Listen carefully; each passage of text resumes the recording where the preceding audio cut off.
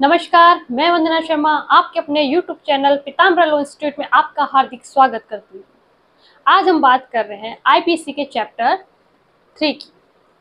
जैसा कि आपको पता है कि आईपीसी में चैप्टर कितने हैं, टोटल चैप्टर 23 चैप्टर में से कुछ चैप्टर हम कर चुके हैं, जिनका लिंक वीडियो के नीचे डिस्क्रिप्शन में दिया गया है, आप चेक कर लीजिए।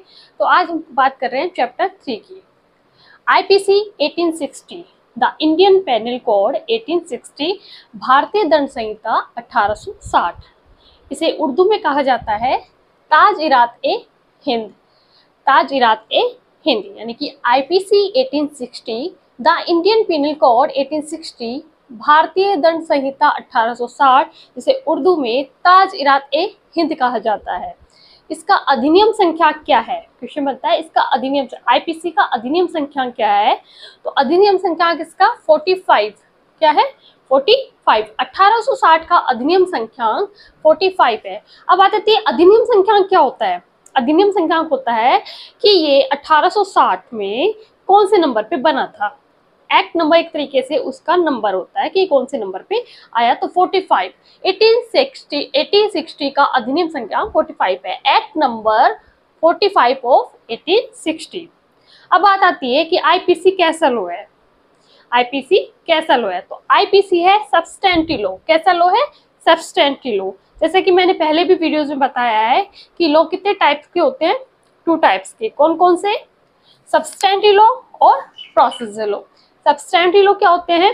सब्सटेंटिव लॉ जो हिंदी में जो बच्चे हैं हिंदी मीडियम वाले, उनको 3 शब्द देखने को मिल सकते हैं एग्जाम में।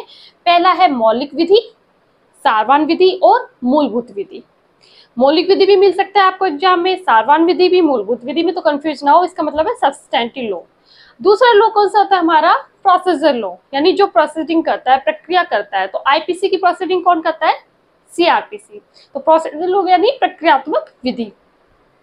अब बात करते हैं कि कौन कौन से लॉ सब्सटेंटिव लॉ है। कौन कौन से लॉ सब्सटेंटिव लॉ है? तो आईपीसी है हमारा एक, तो TP transfer of property, then आता है कॉन्ट्रैक्ट। ये 3 एक्ट कैसे हैं? सब्सटेंटिव।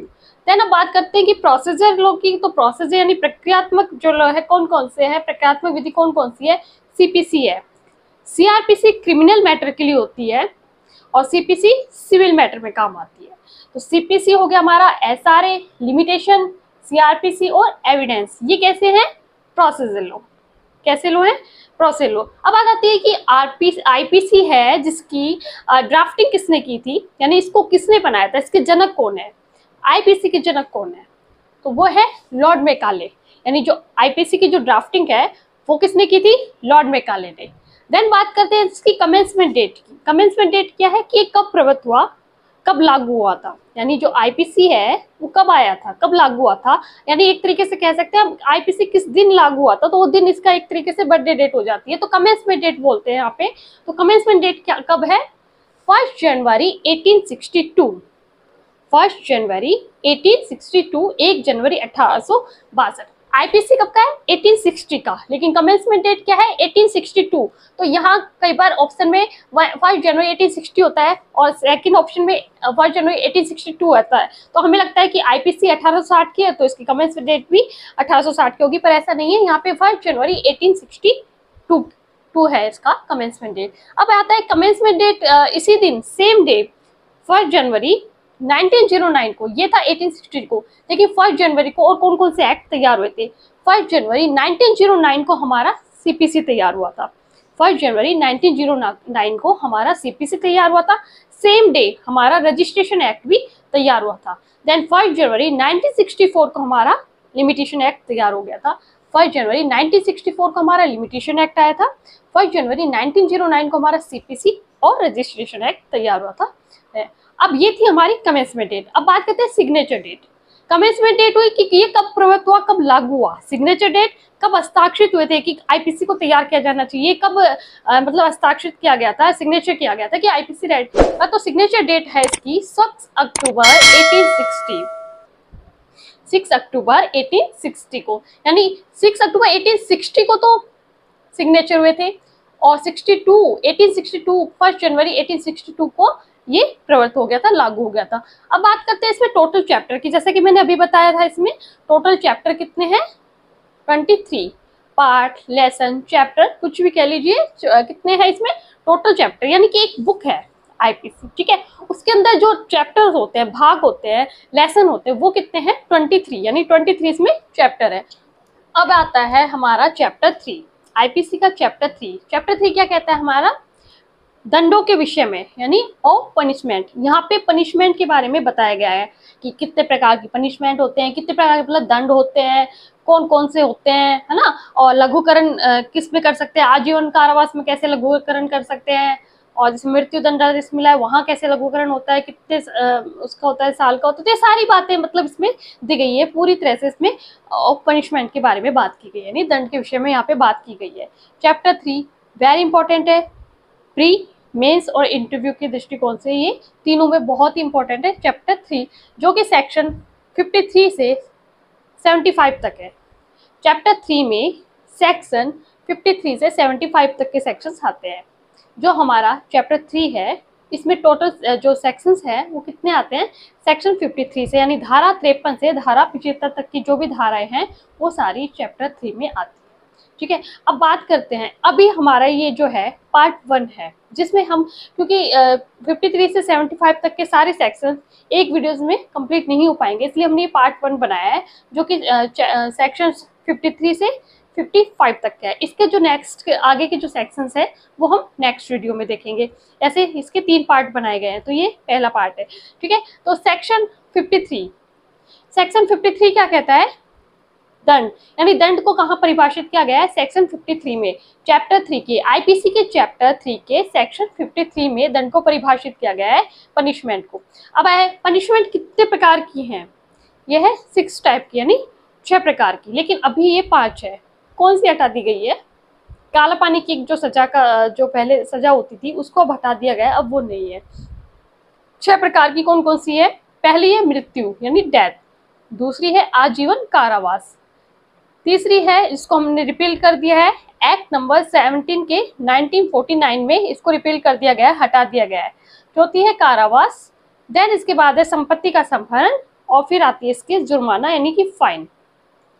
जो पहली है मृत्यु यानी डेथ, ये सीआरपीसी के 354 सेक्शन के सब सेक्शन 5 में भी इसको डिफाइन किया गया है। मृत्यु को दंड जो डेथ है उसको सीआरपीसी के सेक्शन 354 के सब सेक्शन 5 में भी डिफाइन किया गया है। यानी अब सेकंड जो हमारी सजा है वो है आजीवन कारावास। कौन सी है, आजीवन कारावास, इम्पेरिजमेंट फॉर लाइफ।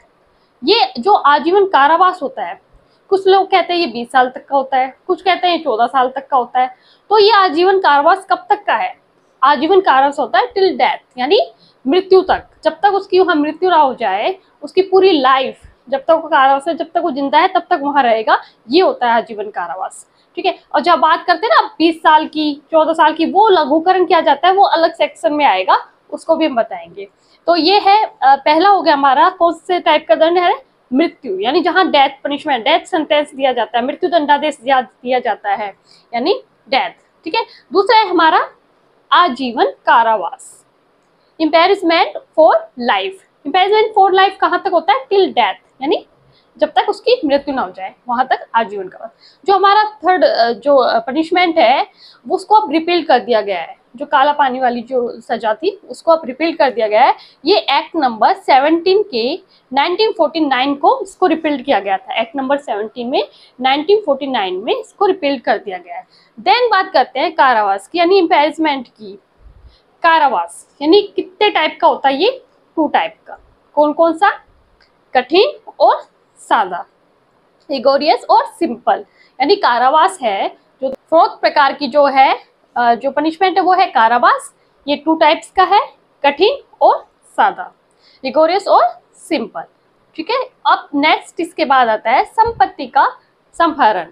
संपत्ति का संहरण नहीं, forfeiture of property, forfeiture of property, संपत्ति का संहरण, यहाँ संपत्ति का संहरण कर लिया जाता है। देन अब बात जो छठा है वो है जुर्माना यानी कि फाइन, ठीक है। अब बात करते हैं इसमें जो कारावास है, जो इम्पेरिजमेंट है, 2 प्रकार के थे, कठिन और सादा।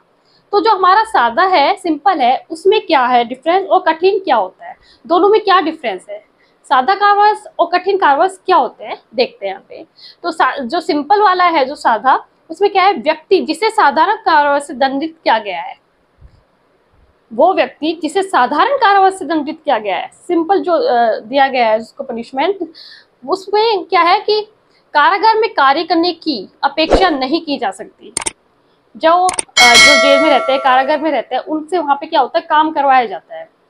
काम करवाया जाता है, उस काम की वहां पे मजदूरी भी मिलती है, मजदूरी का हकदार होता है जो व्यक्ति जो जेल में होता है, उससे काम कराया जाता है। तो व्यक्ति जिसे साधारण कार्य से दंडित किया गया है, कारागार में कार्य करने की अपेक्षा नहीं की जा सकती। तो जो साधारण सिंपल जिसको कारावास मिला है ना, उससे हम अपेक्षा नहीं कर सकते हैं कि वो मतलब काम करेगा, जब तक वह स्वयं कार्य करने की इच्छा नहीं रखता है, जब तक उसकी खुद की इच्छा नहीं है कि वह कार्य करे। ठीक है, तो यानी व्यक्ति जिसे साधारण कारावास से दंडित किया गया है, कारागार में कार्य करने की अपेक्षा नहीं की जा सकती है। कब तक, जब तक वह स्वयं अपनी इच्छा से कार्य नहीं करता है।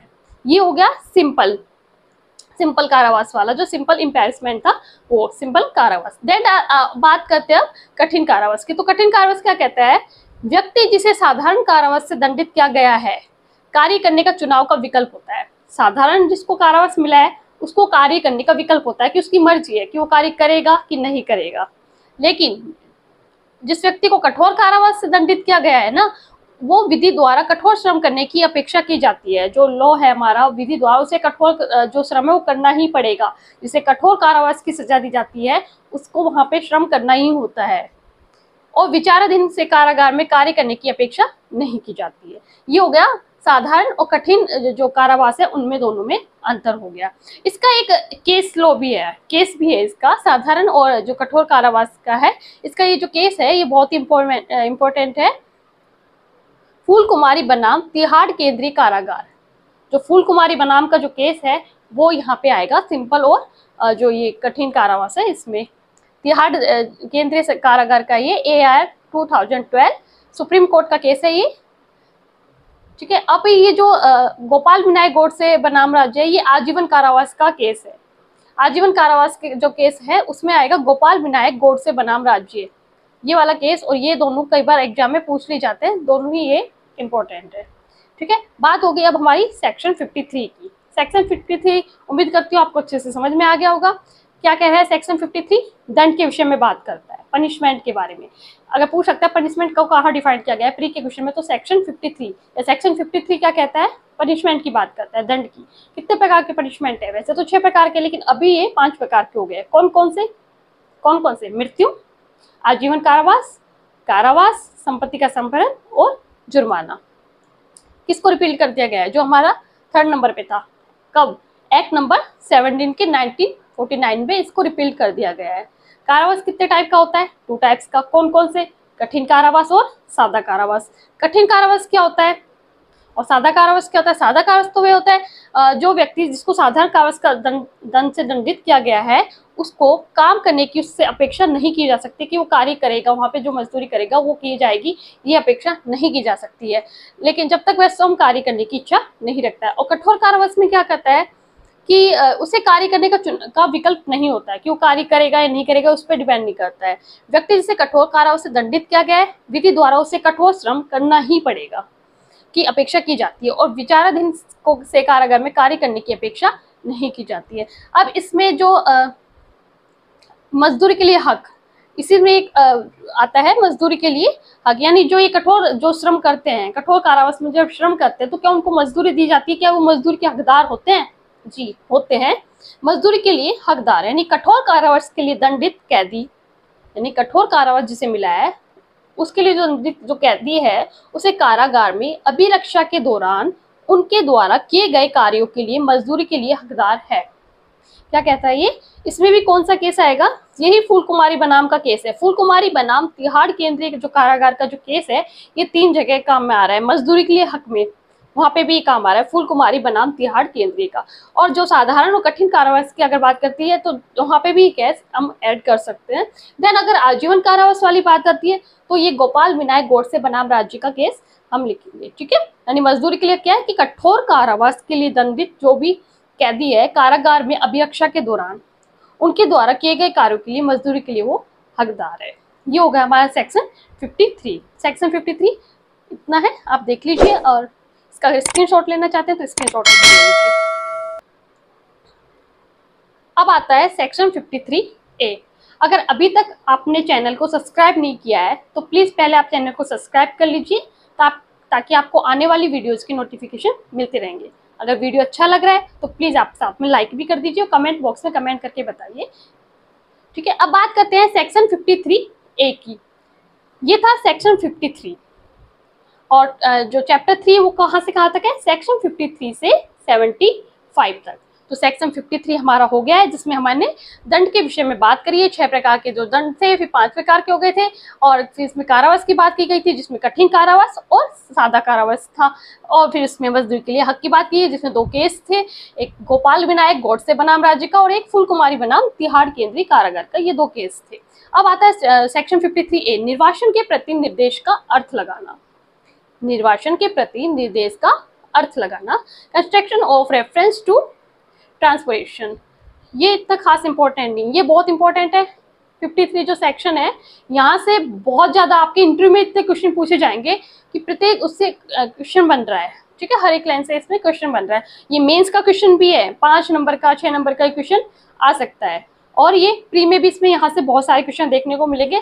तो सेक्शन 53 है जो इसे बहुत अच्छे से डीपली करना है, वो हम आगे की वीडियोस में इसको पूरा डिटेल से पढ़ाएंगे। सेक्शन 53 अभी तो थोड़ा बहुत शॉर्ट में इसके जो कीवर्ड थे वो हमने बताए हैं, आगे जो आने वाली वीडियोस में इसमें एक एक सेक्शन को डिटेल से कराएंगे। ठीक है, अब बात आती है इसके बाद सेक्शन 54 की। सेक्शन 54 क्या कहता है हमारा, जो सेक्शन 54 है वो मृत्यु दंडादेश का लघुकरण। मृत्यु दंडादेश का लघुकरण, commutation of sentence of death. जिस भी व्यक्ति को अगर मृत्यु दंडादेश मिलता है तो उसका लघुकरण किया जा सकता है। यानी हर मामले में जहां मृत्यु का दंडादेश दिया गया है, अपराधी की सम्मति के बिना भी, कि उसमें अपराधी की इच्छा है या नहीं है, उसके बिना भी समुचित सरकार इस संहिता द्वारा उपबंधित किसी अन्य दंड में लघुकृत कर सकेगी। इसमें क्या कहा गया है, मृत्यु दंडादेश का लघुकरण, यानी हर मामले में जिसमें मृत्यु दंडादेश दिया गया है, किसी भी व्यक्ति को अगर मृत्यु का दंडादेश दिया गया है तो उसकी सम्मति के बिना, उसकी इच्छा है या नहीं है, उसके बिना भी जो समुचित सरकार है वो इस संहिता द्वारा उपबंधित किसी अन्य दंड में, यानी इसी संहिता यानी आईपीसी के ही किसी और अन्य दंड में लघुकृत कर सकेगी। ये कहा गया है मृत्यु दंडादेश के लघुकरण में सेक्शन 54 में। ये भी इंपॉर्टेंट है, ये क्वेश्चन भी मेंस का बनता है, और यहाँ से भी प्री मेंस और इंटरव्यू में तीनों में यहाँ से क्वेश्चन बनते हैं। तो सेक्शन 54 भी इंपॉर्टेंट है, इसको डिटेल से हम नेक्स्ट वीडियोज में देखेंगे, एक एक सेक्शंस को हम लेंगे। अब आता है हमारा सेक्शन 55। सेक्शन 55 क्या कहता है, आजीवन कारावास के दंडादेश का लघुकरण। यहाँ पे क्या था, मृत्यु दंडादेश का लघुकरण। 55 क्या कहता है, आजीवन कारावास का लघुकरण। तो क्या होता है उसमें कि हर मामले में जिसमें आजीवन कारावास का दंडादेश दिया गया हो, कोई भी मामला है जिसमें किसी व्यक्ति को अगर आजीवन कारावास का दंडादेश मिला है तो उसमें अपराधी की सम्मति के बिना, उसकी इच्छा है या नहीं है, उसके बिना समुचित सरकार उस दंड को ऐसी अवधि के लिए जो 14 वर्ष से अधिक न हो, मतलब ऐसी अवधि में कन्वर्ट कर देगी जो 14 वर्ष से अधिक नहीं होनी चाहिए, या दोनों में से किसी भी भांति के कारावास में लघुकृत कर सकती है। दोनों में से किसी भांति यानी कठोर या सादा, कोई भी कारावास में लघुकृत कर सकेगी, या ऐसी अवधि के लिए लघुकृत करेगी जहां पे ये 14 वर्ष से अधिक नहीं होनी चाहिए। सेक्शन 55 ये भी इंपॉर्टेंट है एग्जाम के दृष्टिकोण से, आजीवन कारावास के दंडादेश का लघुकरण। सेक्शन 65 क्या कहता है, आजीवन कारावास के दंडादेश का लघुकरण। और ये इसमें क्या कहा गया है कि आजीवन कारावास का दंडादेश जिसको दिया गया है ना, उसमें उसकी सम्मति के बिना जो समुचित सरकार है वो उसे लघुकृत कर सकती है, लेकिन वो 14 वर्ष से अधिक नहीं होना चाहिए, या किसी भी भांति के कारावास में लघुकृत कर सकेगी। आज के लिए इतना ही। इसके आगे का पार्ट हम सेकंड पार्ट में देखेंगे। इसके 3-4 पार्ट बने हुए हैं, आप कंटिन्यू हमारे साथ बने रहिए। Thank you. अगर वीडियो पसंद आए तो please like share and subscribe. Okay, thank you.